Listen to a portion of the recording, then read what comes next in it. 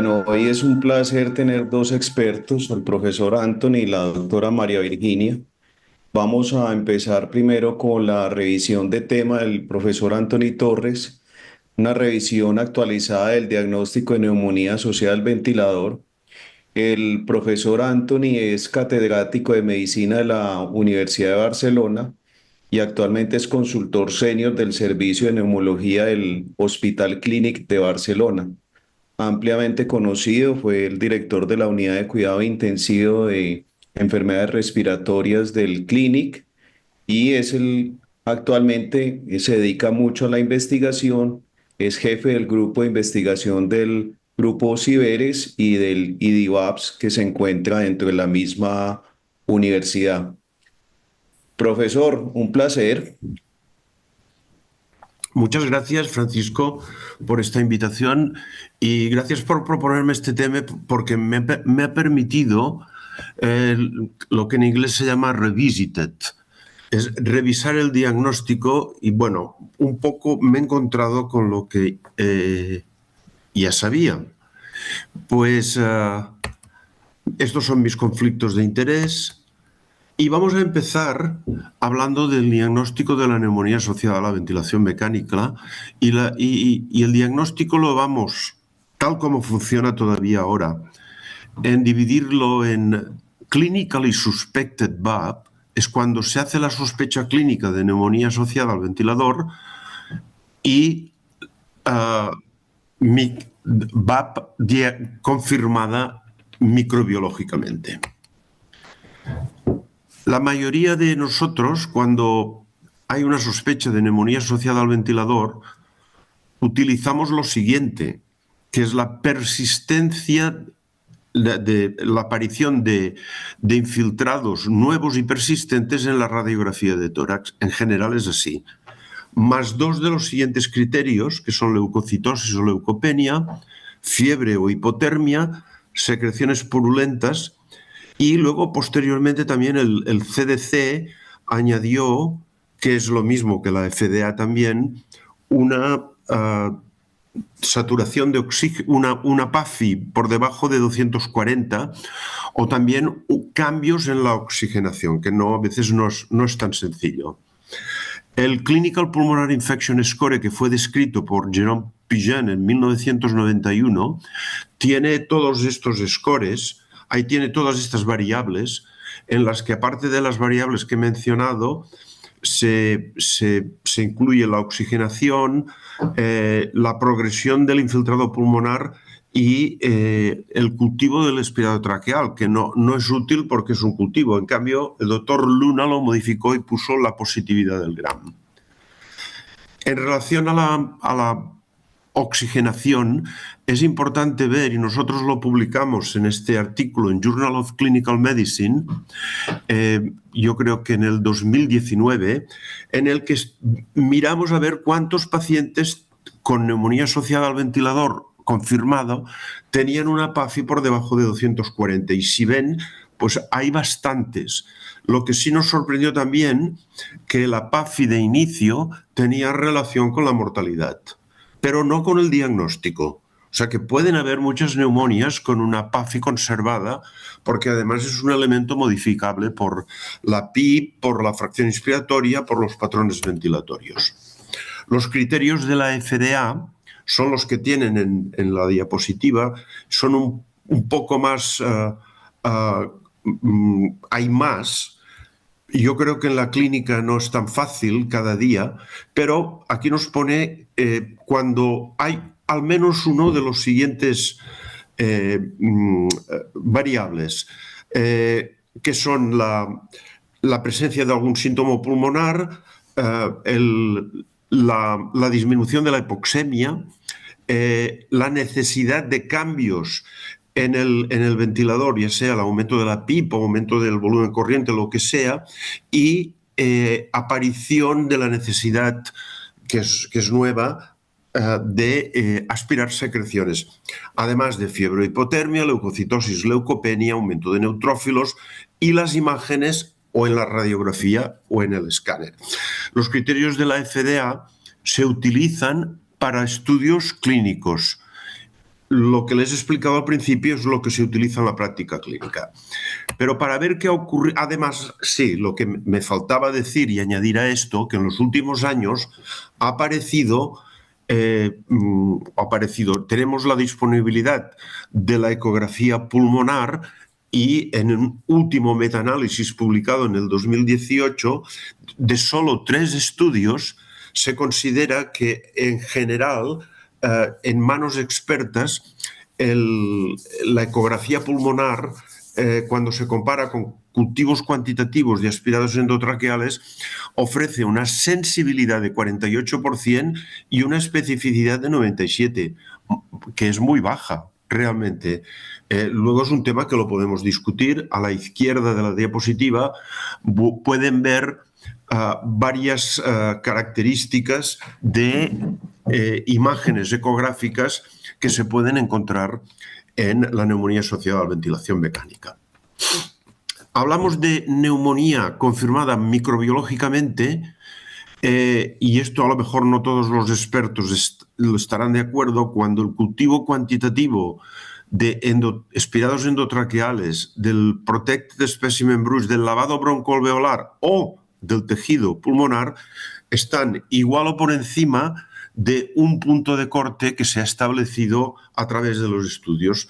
100.000 colonias, 10 a la 5 CFU por mililitro en aspirados, 10 a la 3 en Protected Specimen Brush, 10 a la 5 en lavado broncoalveolar y 10 a la 3 en tejido pulmonar, que el tejido pulmonar nunca tenemos muestras, o casi nunca, de tejido pulmonar en pacientes que están in vivo. Esto es lo último que yo creo que hay. Es un estudio en el cual nosotros participamos y es un metaanálisis y un systematic review que se publica en el año 2020, no hace tanto tiempo, en Intensive Care Medicine, y que solo se basa en trabajos que utilizan la histopatología como gold standard. El gold standard es alguno de los problemas. Van a ver lo que salen aquí. Fíjense que aquí analizan la fiebre, las secreciones purulentas, la aparición de nuevos infiltrados, la leucocitosis, los aspirados endotraqueales más de 10 a la 5, el PSB más de 10 a la 3 y el lavado más de 10 a la 4 e incluso el CEPIS. Y aquí, en el recuadro, pueden ver las sensibilidades y especificidades de cada uno de estos parámetros para el diagnóstico. Y pueden ver que la sensibilidad no supera el 75%, es baja, y por el contrario la especificidad está alrededor más o menos de promedio del 70%. ¿Qué quiere decir esto? Pues que muchas neumonías que diagnosticamos no son neumonía y las tratamos. Y viceversa, hay un 30% o un 25% de neumonías que no se diagnostican clínicamente.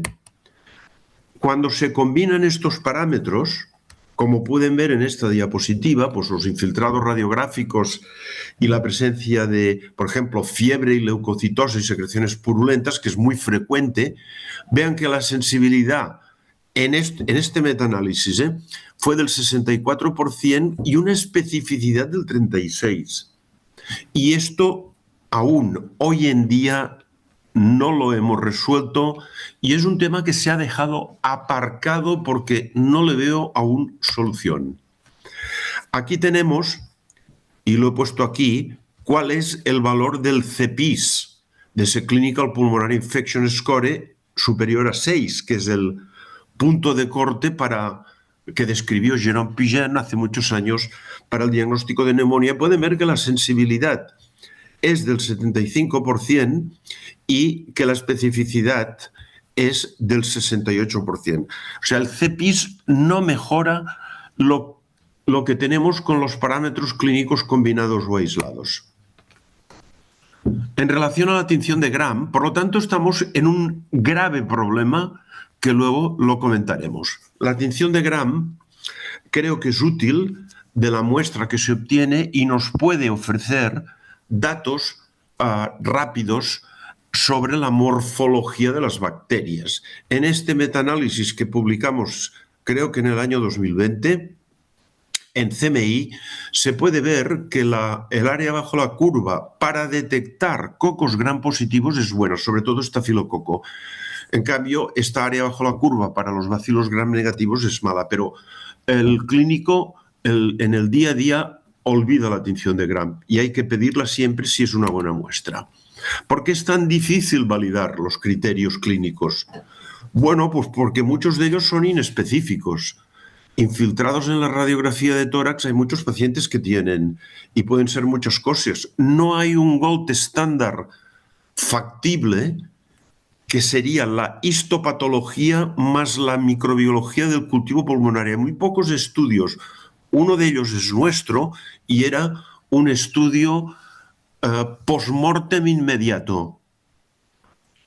Es lo que pongo aquí. Los estudios post-mortem inmediatos son los más fiables y en general en la práctica clínica, aparte de los criterios clínicos, hemos de probablemente utilizar los cultivos cuantitativos del lavado broncoalveolar que se obtengan antes de empezar un nuevo tratamiento antibiótico.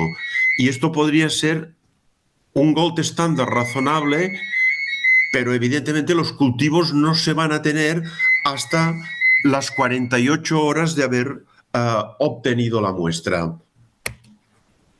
La histopatología de la neumonía asociada al ventilador, probablemente ni esto es un buen gold estándar y lo van a entender enseguida, porque cuando uno ve cómo se distribuye anatomopatológicamente la neumonía asociada al ventilador, encuentra en la misma muestra diferentes grados de gravedad, diferentes periodos evolutivos y además cuando se mira la microbiología no es uniforme en relación a la gravedad y a la evolución. Lo van a ver ahora.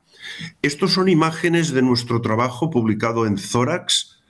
No sé si fue Thorax o Anesthesiology, uno de los dos, pero vean que esto sería pulmón normal arriba a la izquierda y lo demás serían fases evolutivas de la neumonía, pero lo que he dicho, se pueden encontrar en una misma muestra. Cuando miramos la microbiología, y aquí lo pueden ver, y es del mismo estudio, vean que hay pacientes con cultivos positivos, los ven aquí, y pacientes sin neumonía también. No neumonía, estas son las fases, perdón. Y vean, estos son cultivos negativos del tejido pulmonar y estos cultivos positivos. Y vean que, por ejemplo, en una neumonía avanzada, lo que se considera avanzada, o en fase de resolución histopatológicamente, hay más concentración de bacteria que en una neumonía inicial, lo cual complica todavía más. Es muy compleja y se debe probablemente a la posición del enfermo más la ventilación mecánica con presión positiva a través de un tubo endotraqueal. El doctor Jean Chastre hace años publicó que el detectar microorganismos intracelulares en los polimorfonucleares o en los macrófagos del citocentrifugado del lavado broncoalveolar, cuando habían más de 200 o más de un porcentaje, no recuerdo el porcentaje, pero eran más de 200 en valor absoluto de células infectadas, tenía una buena especificidad de neumonía, pero luego se confirmó que tampoco esto era así. Las pruebas moleculares rápidas quizá nos van a solucionar el problema o quizá lo van a complicar más. En esta diapositiva tomada de este estudio de Lancet muy reciente, arriba pueden ver lo que hacemos con los cultivos estándar, incluyendo las técnicas automatizadas, pero vean que no hay, hasta las 72 horas, no tenemos la susceptibilidad en las muestras. En cambio, con técnicas moleculares, que hay diversas, podemos tener los microorganismos y algunos genes de resistencia de forma más precoz. Aquí tienen en esta diapositiva, extraída de esta publicación de Seminars 2022, en el que básicamente utilizamos dos plataformas. Una es el BioFire FilmArray Pneumonia Plus y la otra es el Curetis Univero. En esta columna que marco con la flecha se ve lo que detectan. Y las empresas han puesto todo dentro, tanto virus como patógenos de la comunidad, como patógenos que causan neumonía asociada al ventilador y algunos genes de resistencia.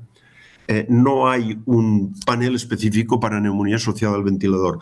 El más conocido probablemente de lo que tenemos hasta ahora es el BioFire Film Array, en el que tenemos resultados en 4 horas o menos de 4 horas y que se ha examinado en algunos estudios con resultados contradictorios en relación a su valor en la modificación de los outcomes.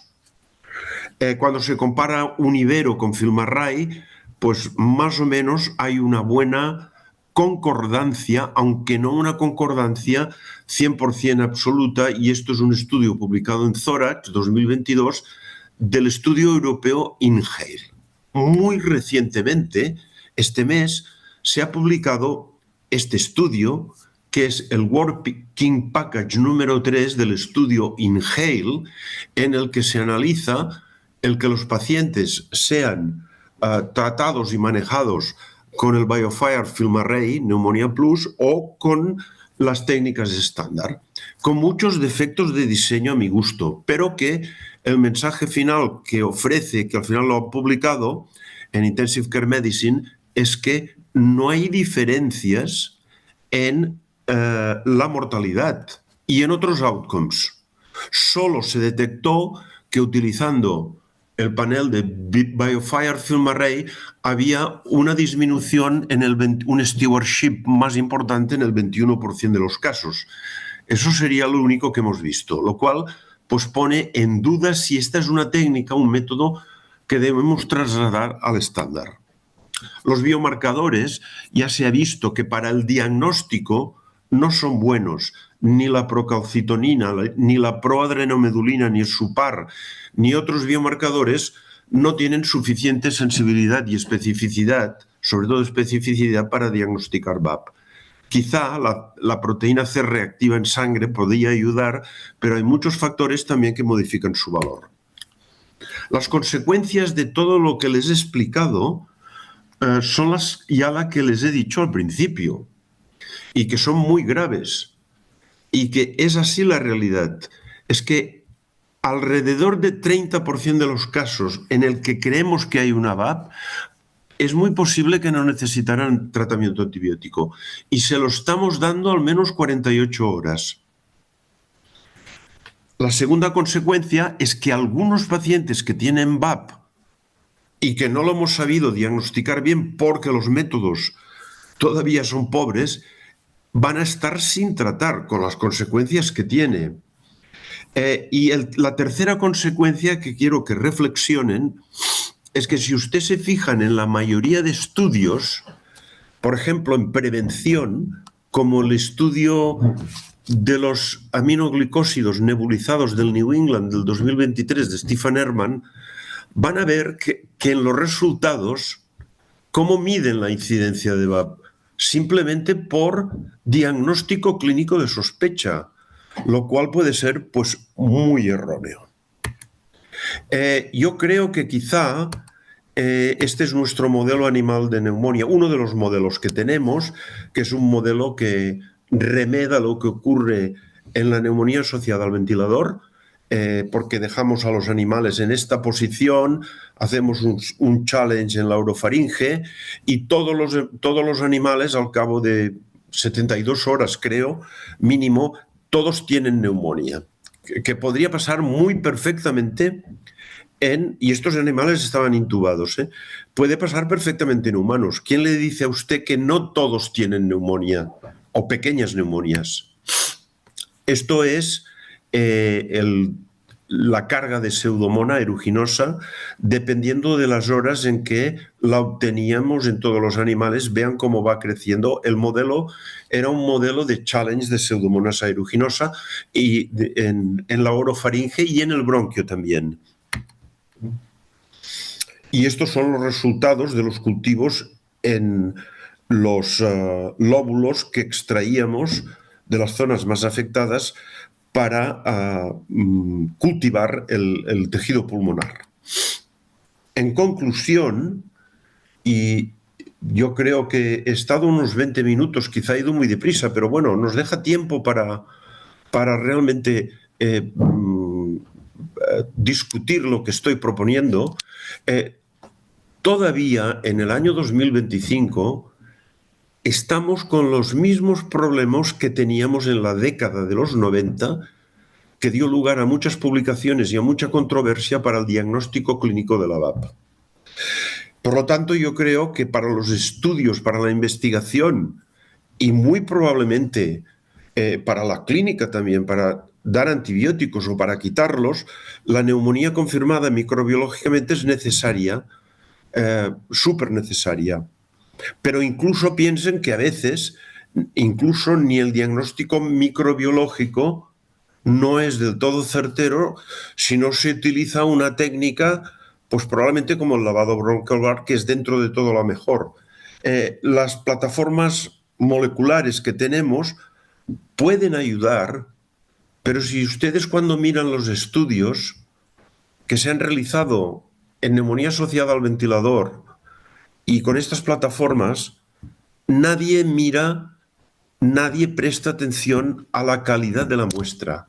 Es decir, que sea una muestra que tenga más de 25 polimorfonucleares y menos de 10% de células escamosas. Y ya hace muchos años que Charles Marquet demostró que un 20% de las muestras de lavado pueden estar contaminadas por saliva, o al menos por lo que parece saliva.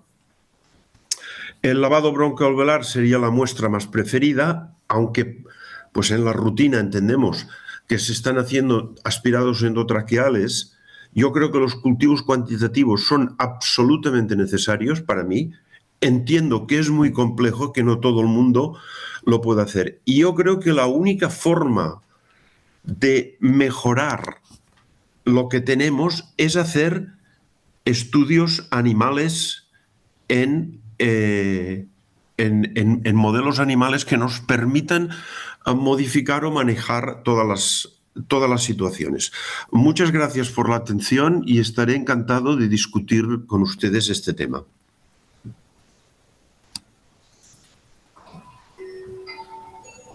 Muchas gracias, profesor Anthony. Si hay alguien del público que quiera hacer alguna pregunta, en el chat lo puede escribir. Doctora María Virginia, ¿algún comentario, pregunta? No, ¿vamos a dejarlo al final o de una vez las hacemos ya que el doctor se tiene que retirar? No, yo no tengo problema. Podemos hacerlo al final todo. ¿Qué les parece?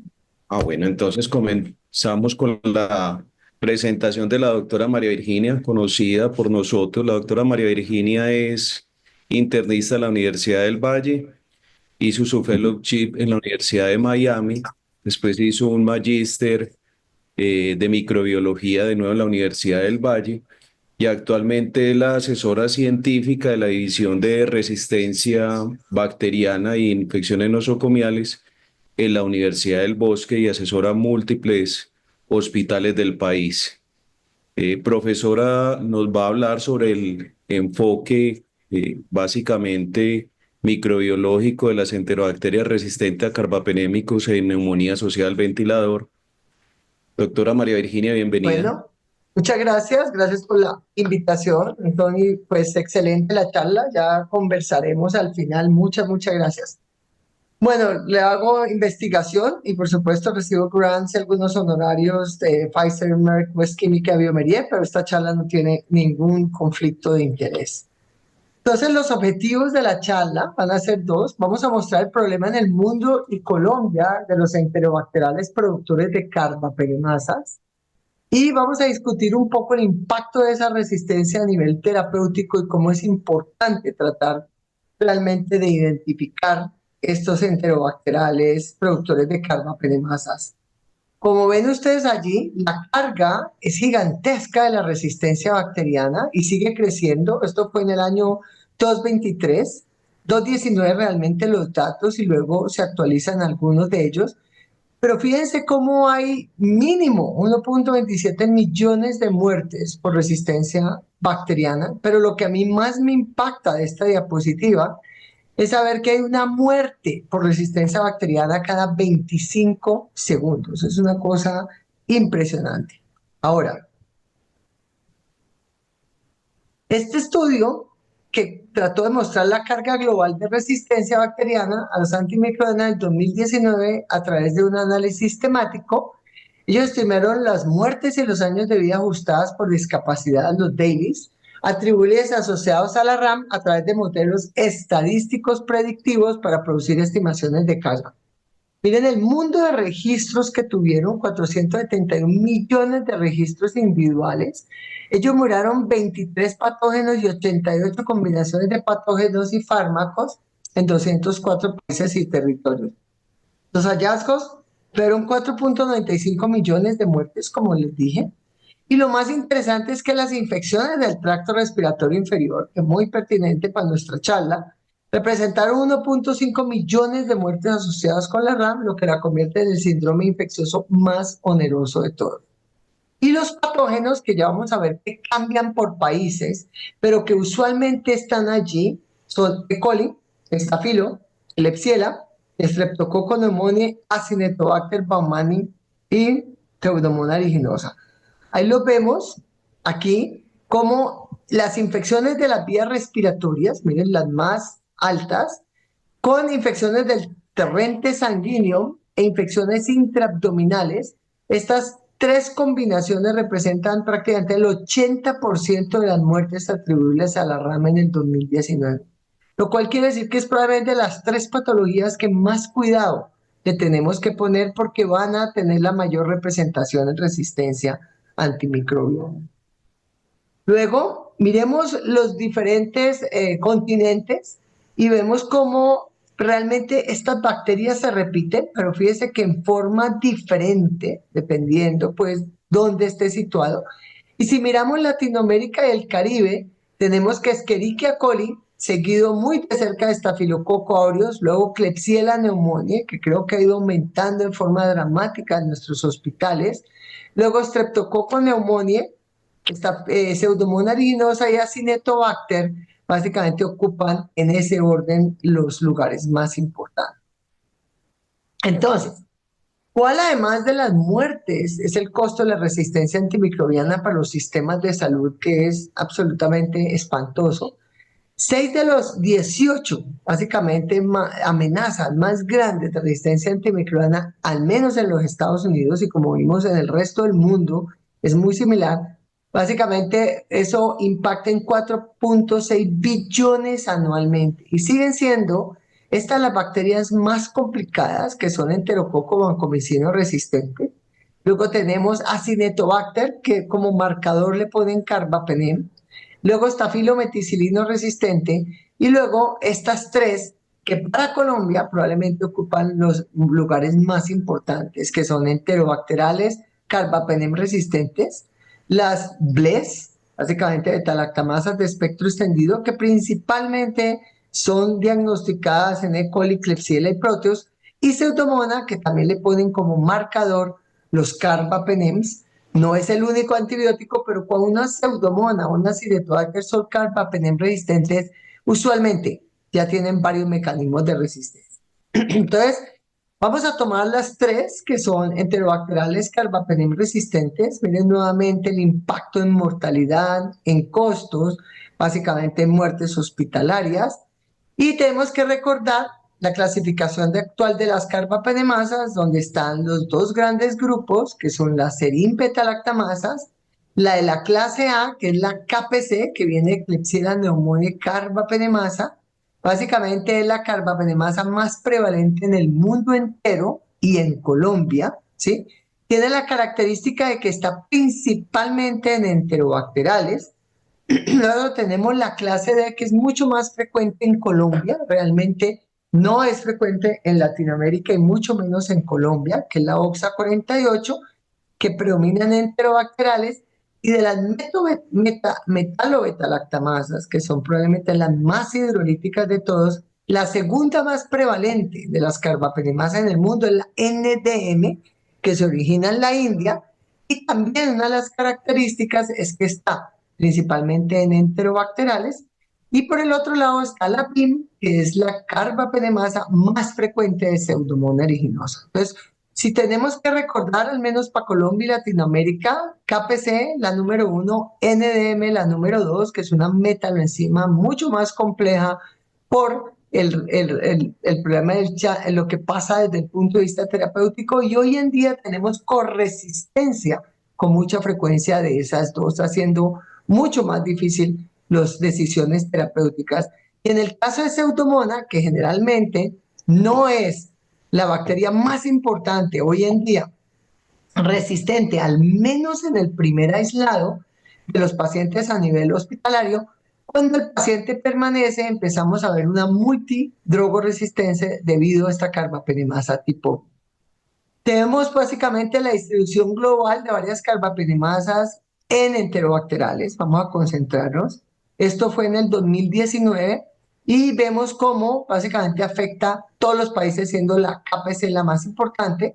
Eso está un poquito desactualizado porque si nos concentramos en Centroamérica, la NDM es la más prevalente de todos y también tienen otras carbapenemasas tipo KPC.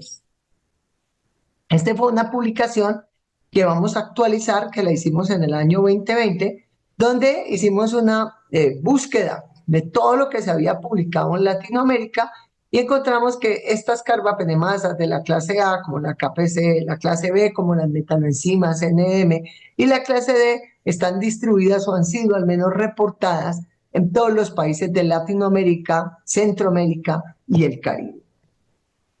Entonces, les voy a mostrar la selección del perfil de la resistencia bacteriana en las unidades de cuidado intensivo. Esto es un conglomerado que les voy a mostrar de básicamente 30 instituciones en 20 ciudades del país. Nosotros actualmente tenemos 34 y seguimos básicamente 24 ciudades en Colombia. Y lo que hacemos básicamente es mirarles el perfil epidemiológico por áreas del hospital. Miramos la unidad de cuidado intensivo, miramos hospitalización y miramos urgencias. Les mostramos cuáles son las bacterias más frecuentes, las 5 primeras en la UCI, en hospitalización y en urgencias, pero además les mostramos los perfiles que son los más importantes para poder definir cuál es el mecanismo de resistencia bacteriana circulante. HUNET, para estandarizar esta información y poder ser comparativa, toma el primer aislado del paciente. ¿Qué quiere decir? Que si un paciente tiene 3 hemocultivos y son 3 pseudomonas, toma la primera para no magnificar la resistencia. Ahora ustedes dirían, ¿pero qué pasa cuando el paciente permanece hospitalizado? Si es verdad, uno le puede pedir al HUNET, muéstreme todos los cultivos de los pacientes, pero HUNET está mucho más dirigido para la terapia empírica inicial. Luego, usualmente uno tiene la bacteria del cultivo y puede ajustar la terapia. Entonces, les traigo origen de torrente sanguíneo en la unidad de cuidado intensivo, porque sí o sí, esto es infección, ¿sí? Mientras que si les muestro en secreciones traqueales, en orina, en otros sitios, no necesariamente es infección. Es lo que la microbióloga le llevó el cultivo al laboratorio, lo metió al computador y luego nosotros por un backlink recibimos esa información, hacemos tendencias, hacemos fuentes y hacemos estas tablas. Pero bacteremia es bacteremia. Y vemos una cosa interesante, simplemente un paréntesis, estafilococo está de primero, no debería estarlo. Si bien muchos pacientes en la UCI por tener catéteres venosos centrales pueden tener bacterias asociadas por estafilococo epidermidis, la mayoría de las veces y cuando sobrepasa y empieza a ser el primer germen aislado en sangre, es porque no están tomando bien los hemocultivos. Llegan, hacen una limpieza con alcohol con glicerina y no dejan secar y meten la aguja, llevándose el estafilo, que es el germen que tenemos y que nos coloniza la piel. Entonces, desafortunadamente entra. Y esto trae graves consecuencias para los intensivistas, porque si un hemocultivo lo reporta, va a ser muy difícil tratar de pensar en un paciente que está febril o crítico, que este estafilo no está asociado a un catéter venoso central. Pero en términos generales, los estafilos epidermidis son altamente contaminantes de los hemocultivos.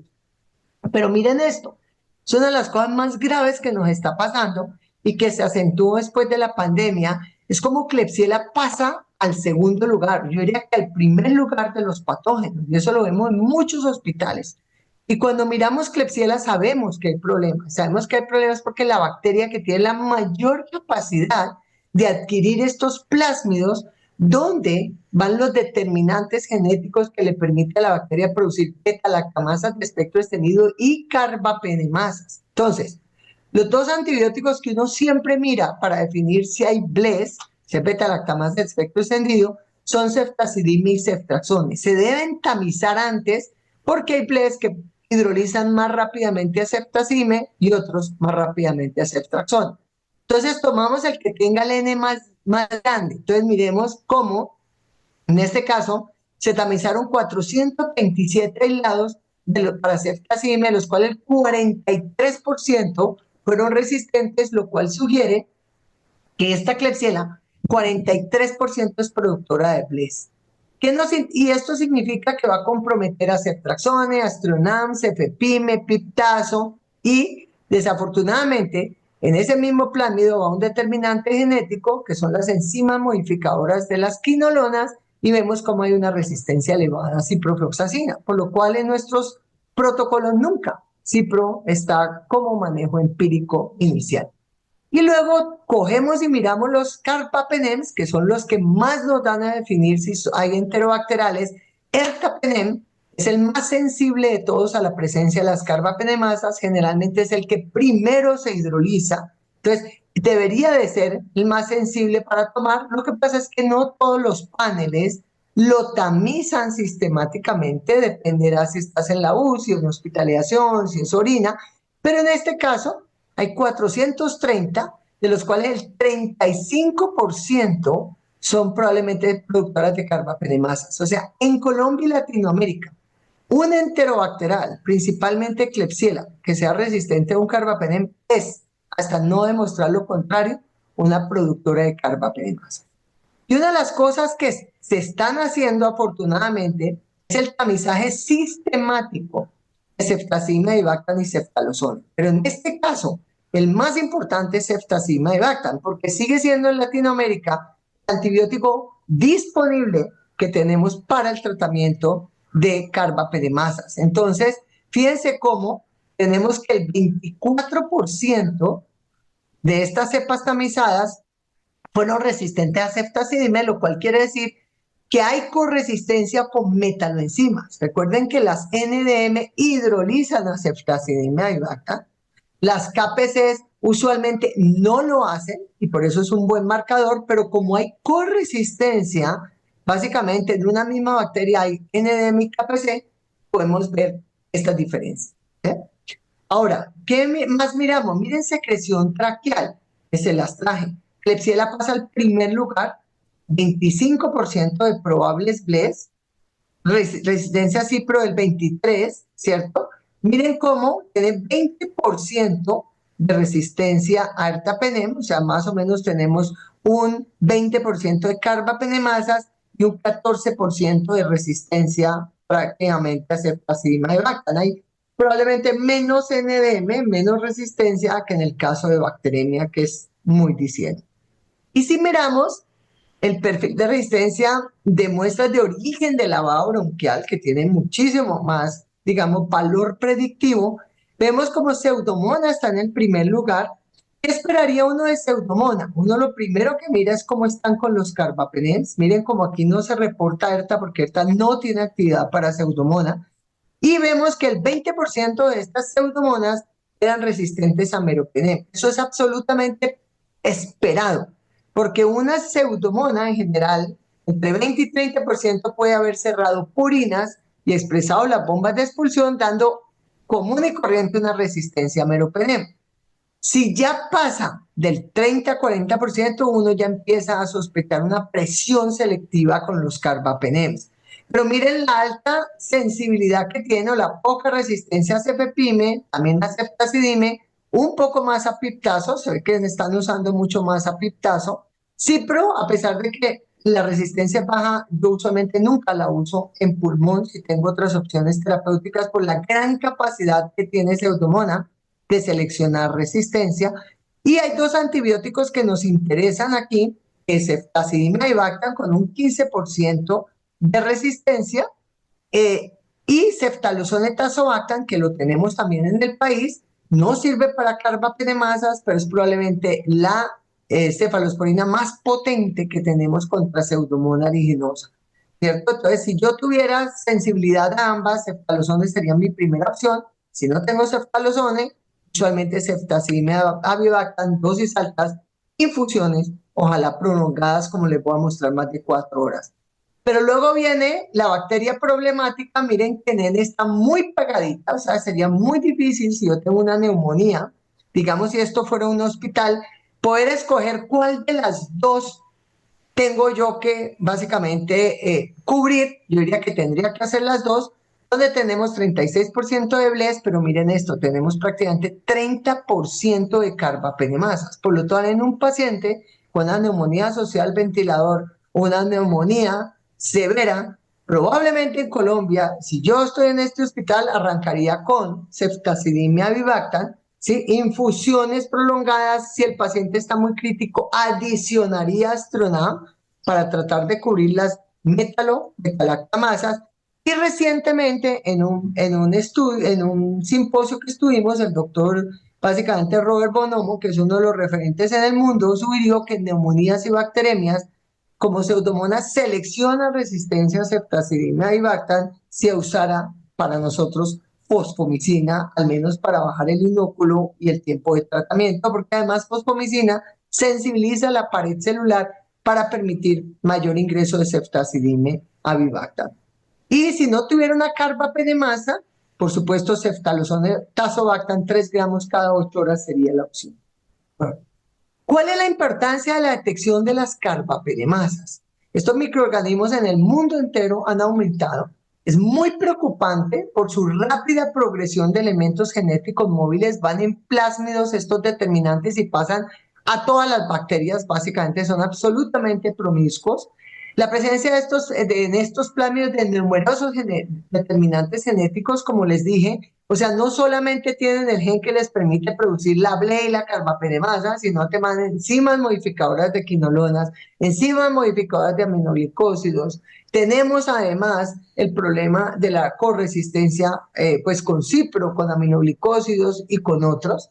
Tenemos opciones limitadas de tratamiento porque realmente hay muy pocos antibióticos que pueden cubrir sobre todo la metalocarbapenemasa, las metaloenzimas. Está cefidrocol con muchos problemas y vienen probablemente en investigación algunos otros antibióticos en combinación. La necesidad de identificar el tipo de carbapenemasa es definitivo. Ahora les voy a mostrar un estudio como muestra, básicamente, que tenemos que conocer el tipo de carbapenemasa para ajustar la terapia adecuada. Tienen altísimas tasas de mortalidad y además se disemina entre los pacientes con mayor facilidad que los microorganismos sensibles a los carbapenems y justifica medidas de control de la infección mucho más estrictas que las que se emplearían en ausencia de producción de carbapenemasas. Instantáneamente hay que poner precauciones de contacto.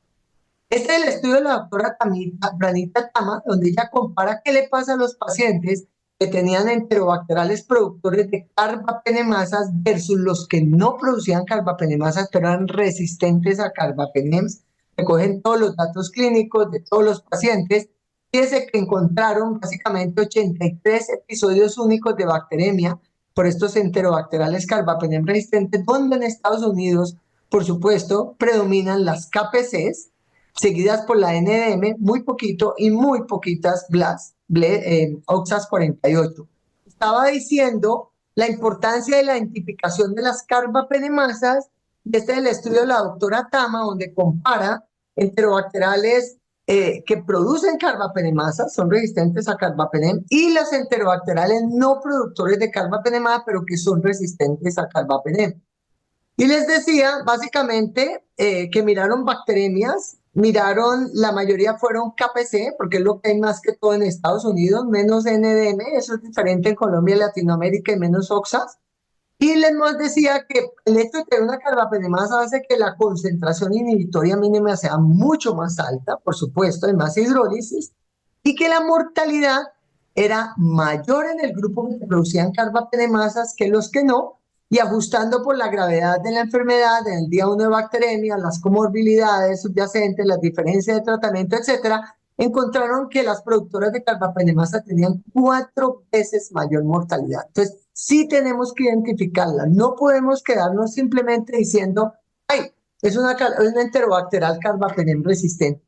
Quiero mostrar algunos de los estudios donde muestran que hay una variabilidad, por supuesto, de la mortalidad dependiendo del sitio, de la infección, el paciente, etcétera. Nosotros reportamos en 7 países de Latinoamérica, hicimos un estudio donde mostramos que la mortalidad era el 37% y era mucho mayor atribuible a bacteremias. Luego está Falcone, que mostró que las infecciones del torrente sanguíneo causadas por estas bacterias se relacionaban con tasas de mortalidad extremadamente altas entre los 14 y 30 días, iba entre el 30 y el 80%. Tenemos este estudio chino también, de una revisión sistemática, donde las tasas de mortalidad en bacteriemia llegaron al 54%, y tenemos este otro estudio, donde ellos claramente demuestran que el riesgo de mortalidad está mucho más aumentado en estas productoras de carbapenemasas. Y aquí vemos el impacto que nosotros demostramos en estos 7 países latinoamericanos, donde claramente las que no producían carbapenemasas tenían menor mortalidad a las que producían carbapenemasas, y ambas eran bacterias. ¿Cuáles son entonces las opciones terapéuticas para enterobacteriales productores de carbapenemasas? En términos generales, si tienen esta carbapenemasa tipo KPC, ceftazidima y Avibactam monoterapia, es la droga de elección. Estamos hablando de enterobacteriales, es diferente de Pseudomonas. Y este es probablemente el estudio para mí más impactante de todo, porque si un antibiótico funciona en pulmón, usualmente va a funcionar. Fueron pacientes con ventilación mecánica, infecciones por estos enterobacteriales carbapenem resistentes, que recibieron Casabi, ceftazidima y Avibactam, versus otra terapia que parecía activa in vitro, ¿sí? Y los compararon. Y básicamente aquí tenemos el número de pacientes, 41 versus 33, y los resultados fue mejoría en el SOFA, o sea, responden mucho más rápido en el día 4 y en el día 10 en los pacientes que recibieron Casabi. La erradicación microbiológica fue mucho mayor, los pacientes con Casabi, todo es estadísticamente significante. La curación clínica fue mayor también en los pacientes con Casabi. Y en los pacientes con bacteremia, mire cómo la curación microbiológica y la curación clínica fue superior en el grupo de Casabi. Y además la sobrevida a los 28 días fue del 85% en el grupo de Casabi versus 61% en el grupo control. Lo cual claramente muestra que Casabi es prácticamente la droga de elección para estos enterobacteriales productores de carbapenemasas. Entonces, el resultado es que el tratamiento adecuado, que en este caso es Casabi, es un factor independiente de sobrevida y curación clínica frente a los demás. Y ahí vemos pues perfectamente este resultado. Ahora, hay otros estudios que se han ido haciendo con el tiempo que son de real world data, porque no es muy difícil hacer comparaciones, y este es uno de ellos, es un estudio observacional retrospectivo multicéntrico, donde miraron bacteremias, infecciones no bacterémicas del tracto urinario, tracto respiratorio inferior, infecciones intraabdominales, y básicamente mostraron monoterapia con Casabi versus usar más de otro antimicrobiano. Las tasas de mortalidad las midieron a los 30 días, en general fueron altas, eran pacientes críticos, y en el análisis multivariado la mortalidad se asoció con shock séptico, neutropenia, puntuación de increment score mayor de 8, infección del tracto respiratorio inferior, es una infección severa, y el ajuste de la dosis de Casabi cuando el paciente tiene función renal y se hace un ajuste demasiado temprano. Y la razón es que cuando uno tiene una infección, ya tiene un inóculo suficientemente grande, y si uno desde el principio ajusta el antibiótico, va a quedar en dosis subterapéuticas. Y una de las cosas más importantes de este estudio fue demostrar que cuando uno da ceftazidima y Avibactam debe tener una infusión prolongada.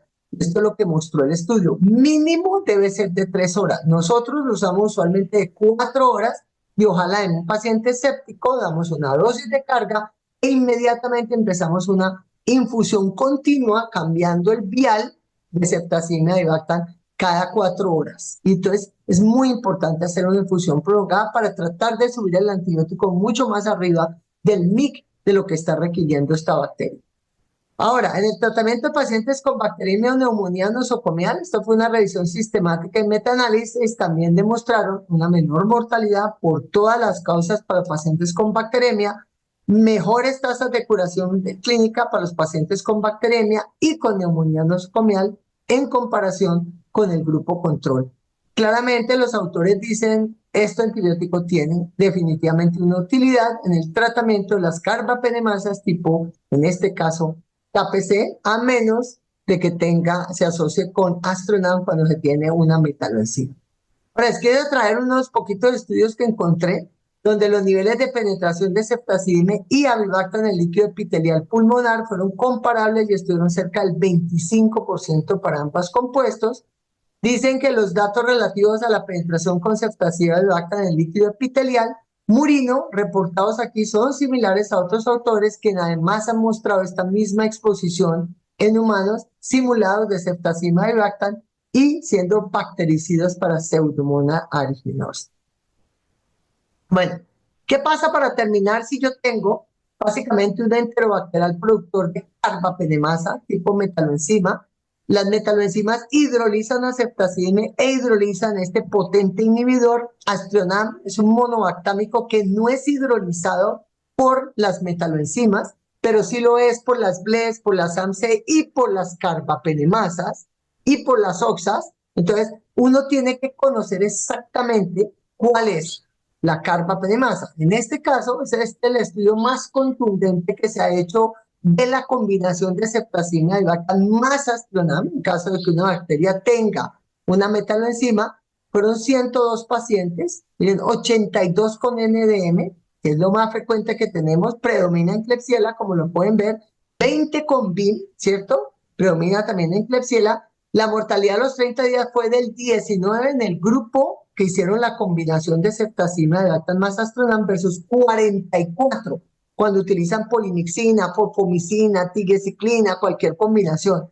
Y el análisis de la puntuación de propensión, que es la que le da el peso a cuánto está influyendo el tratamiento, mostró menor mortalidad a los 30 días en el grupo de Casabe y Astronam, menos falla clínica a los 14 días, menores días de hospitalización hospitalaria, lo cual es claramente una excelente combinación.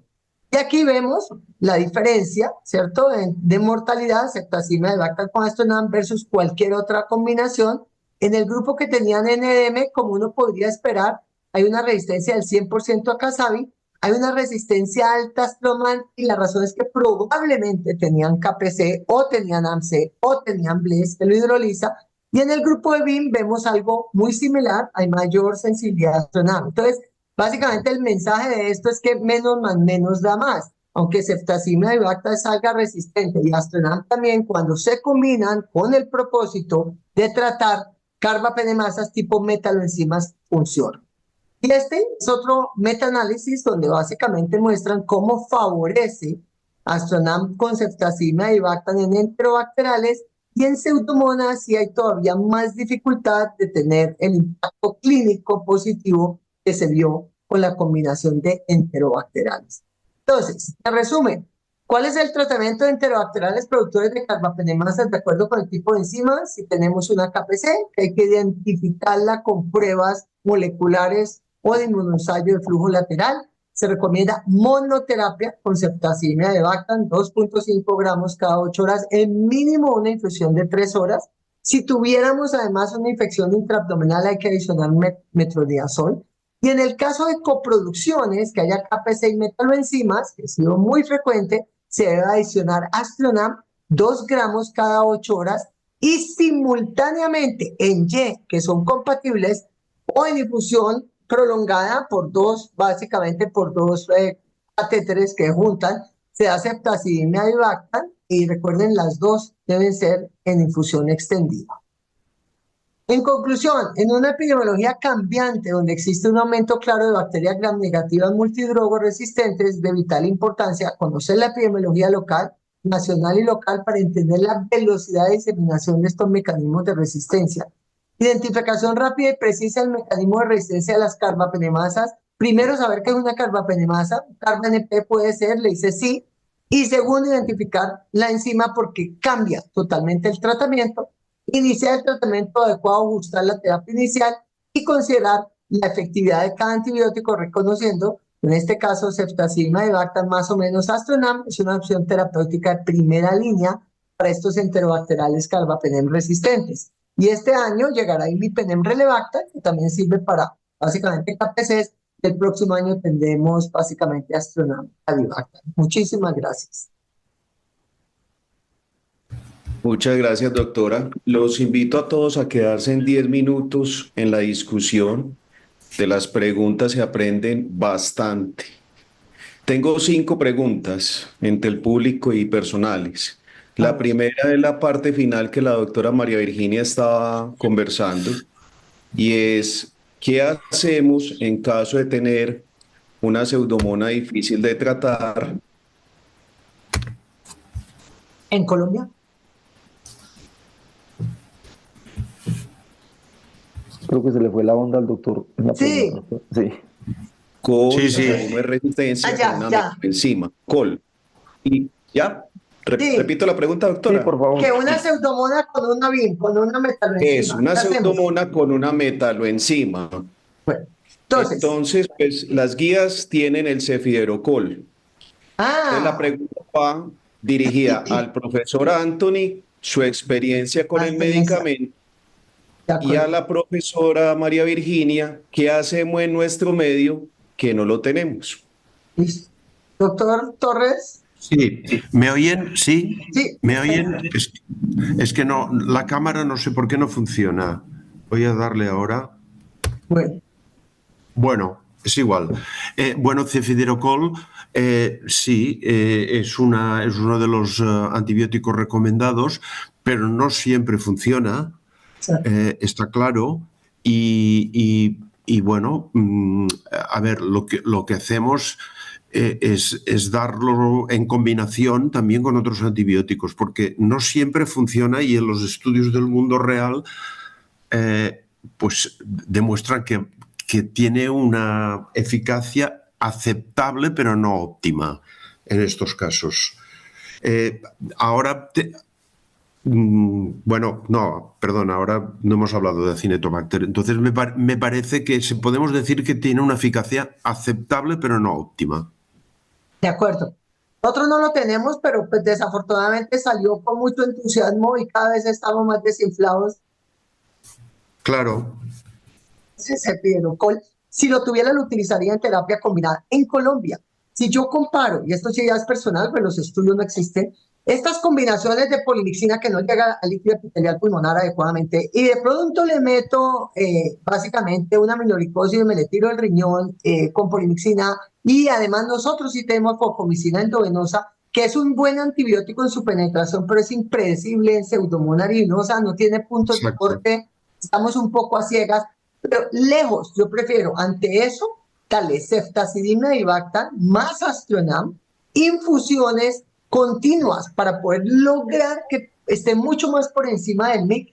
Y en este caso, por sugerencia reciente, sin experiencia, sin estudios, el doctor Bonomo sugirió adicionar nosotros fosfomicina. En neumonías y en bacteremia la probabilidad de selección de resistencia de pseudomonas es alta, ¿cierto? Entonces, si un paciente está muy crítico, lo ideal es adicionar fosfomicina, que ayuda a permear la pared celular y probablemente podría ayudar con eso. Pero indiscutiblemente ceftazidima y bactam más Astronam sería nuestra opción ideal. Sí, yo también. Yo estoy de acuerdo también, incluso por delante de cefiderocol, ¿eh? Bueno, En combinación y ceftazidima, Cazabi más Astronam y más algún otro antibiótico o a lo mejor antibiótico nebulizado. total. Correcto. Otra pregunta es acerca de los controles de muestras respiratorias durante el tratamiento. Esta pregunta dirigida al profesor Anthony, si en su experiencia Claro. tienen alguna utilidad. Yo creo que esto es una pregunta muy importante y actualmente va a salir publicado un trabajo que se ha hecho con un sistema Delphi sobre la definición de lo que es fallo de tratamiento, ¿de acuerdo? Y el fallo de tratamiento, uno de los fallos es el microbiológico. Yo creo que es muy importante y en la mayoría de estudios a nadie se le ocurre hacer un cultivo, tomar una muestra para cultivo, pues entre el día 3 y el día 5 del tratamiento, donde ustedes han de esperar ya algún tipo de respuesta y se pueden encontrar muchas sorpresas, como por ejemplo una coinfección precoz o una nueva infección precoz, que es lo que está explicando que el paciente no vaya. Por lo tanto, creo que es obligado obtener una muestra intermedia y una muestra final, al final del tratamiento también. Perfecto, gracias, profesor. Otra pregunta es sobre el futuro en el diagnóstico de neumonía social asociada al ventilador. ¿Qué papel desempeña dos, dos ítems? El primero, la inteligencia artificial y el segundo, la secuenciación y en especial la secuenciación del ARN, en especial la metatranscriptómica. Son dos buenas preguntas. En la primera, la inteligencia artificial, y ahí hay cosas publicadas de esto, y por lo tanto, bueno, pues va a ayudar al clínico, pero se tiene que partir que probablemente de los datos que hayan puesto para analizar o para producir los algoritmos, pues algunos serán erróneos en cuanto a diagnóstico. Esto es lo que hay que... Es que partimos de un problema de mal diagnóstico ya. Pero bueno, creo que puede ser. Y recientemente, este mes, ha habido un trabajo, si mal no recuerdo, en CHEST, sobre la metagenómica en neumonía asociada a... no, en este caso era en Severe Community Acquired Pneumonia, perdón. Pero tiene un papel importante, parece que los resultados son buenos y es muy posible que esto mejore el diagnóstico. Pero mientras tanto, y no se puede aplicar en la práctica, estamos francamente muy mal. Yo quería decir que lo de la inteligencia artificial, que va a ser una ayuda impresionante. Lo importante, como dijo el doctor Torres, es la calidad de los datos. Que si usted le mete basura, le va a dar basura. Es lo que quería decir. Si le ponen basura, que está muy bien aplicado, lo que va a dar es basura. Entonces tienen que ir... Por eso insisto yo mucho en que cuando se hagan estudios nos refiramos a Clinical Suspected VAP y a Microbiologically Confirmed VAP. Pero los estudios epidemiológicos, he tenido oportunidad de revisar grandes bases de datos europeas recientemente de estudios de VAP y de BAT y de tal, pero de VAP sobre todo, no distinguen entre Clinically Suspected VAP y Microbiologically Confirmed VAP. Y a todo le llaman VAP, pero tienen solo un 60% de microbios confirmados que tampoco te dicen cómo lo han hecho. Lógico. O sea que pueda ser que después de tanto tiempo, y porque lo hemos olvidado otra vez, porque era un debate interminable en los años 90, puede ser realmente que, y esto es una de las causas también de las resistencias, estamos tratando infecciones que es posible que no lo tenga el paciente. De acuerdo. Y al revés, y al revés, ¿eh? La otra cosa importante es, si uno hace un buen lavado broncoalveolar o un minival, yo creo que en pacientes que no van bien, que uno tiene dudas, en los paneles, el diagnóstico sindrómico es espectacular, pero tiene que ser bien utilizado porque básicamente lo que recoge son los genes que hay allí. Te puede dar 2 y 3 bacterias, 3 y 4 genes diferentes y uno empieza, ¿y ahora qué será? Por eso es importante utilizarlos en el contexto adecuado. Exacto, pero es lo mismo que decías, María Virginia. Si tú estas paneles les aplicas a muestras basura, lo que recoges es basura. Exacto. Entonces tiene que ser una muy buena muestra y con muy buen criterio. Claro, pero que si usted mira si miráis los estudios que se han publicado, no dicen nada de la calidad de la muestra. Es increíble. Total. Profesor Anthony, una pregunta. Para nuestro medio donde nosotros hacemos la mayoría de aspirados endotraqueales, ¿qué nos aconsejaría de sí o sí en qué casos tenemos que hacer fibrobroncoscopia? Y si no, ¿en qué casos nos recomendaría el mini lavado alveolar? Esta es una buena pregunta también. A ver, yo no quiero volver a cambiar la práctica clínica, pero cuando se revisa todo el tema, yo creo que para el diagnóstico de la VAP, o sea, creo que mejor siempre hacer un lavado. Y puede ser un mini lavado, porque la neumonía suele ser bilateral, distal, por la posición del paciente. Si no se puede hacer un mini lavado a ciegas, que lo puede hacer todo el mundo en cuidados intensivos, solo hace falta tener los catéteres y tener la paciencia para hacerlo un poquito. Pero si el paciente está muy mal, está muy deteriorado y tiene un distrés que a la que aspiras desatura, pues ir aspirados endotraqueales, mirar la calidad de la muestra, yo creo que es importante, y hacer cultivos cuantitativos. Perfecto. Esta pregunta para la doctora. A Doctora, ver, ¿qué consejo le da a los intensivistas cuando ven una carbapenemasa en medio de una situación de incremento de la coproducción?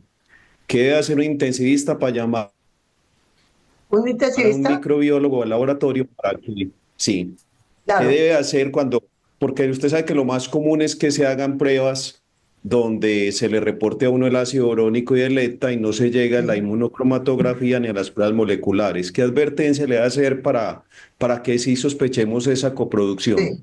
No la usen, no pueden usar ácido borónico hoy en día y el EDTA está altamente cuestionado, sobre todo en pseudomonas y aún en enterobacteriales. Da falsos positivos y da falsos negativos. De verdad que nos tenemos que mover al menos.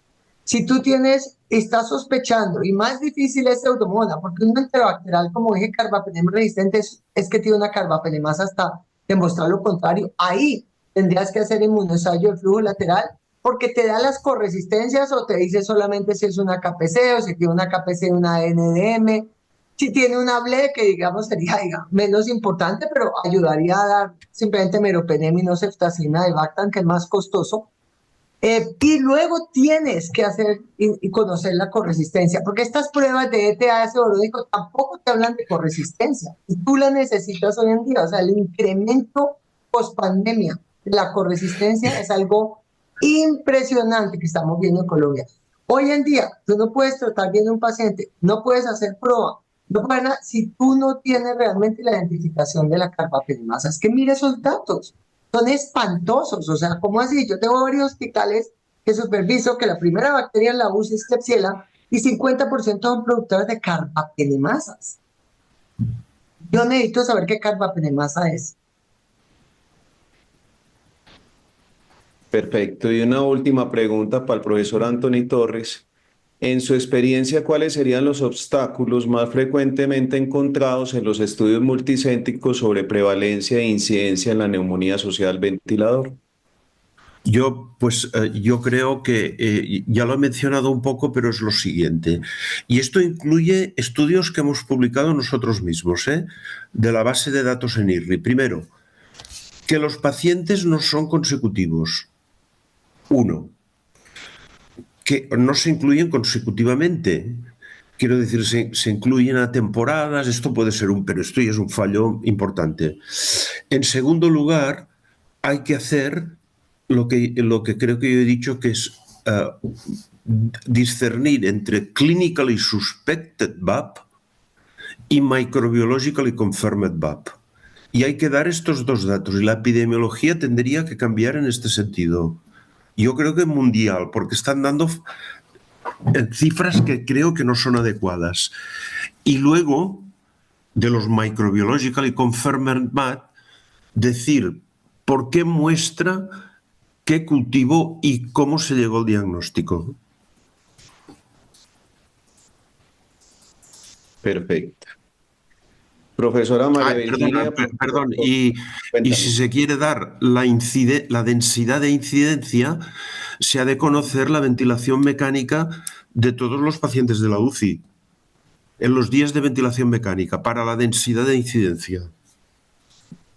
De acuerdo. Profesores, muchas gracias. A eh, ustedes, Dando Muchas cumplimiento al gracias. horario. Fue un placer volverlos a tener muchas en gracias a estas ti y al conferencias. doctor Torres por su excelente Mu- charla. Muchas gracias. Esperamos vernos otra Muchas vez gracias, María pronto. Virginia, A también. ti. Es un Bueno, placer también. Muchas gracias, Francisco. Un gracias, abrazo muy Francisco. fuerte Profesor, desde Gracias. Barcelona. que Hasta estén muy luego. bien. Chao. Adiós. Buena Chao, que tarde. estén muy bien. Adiós. Adiós. Chao.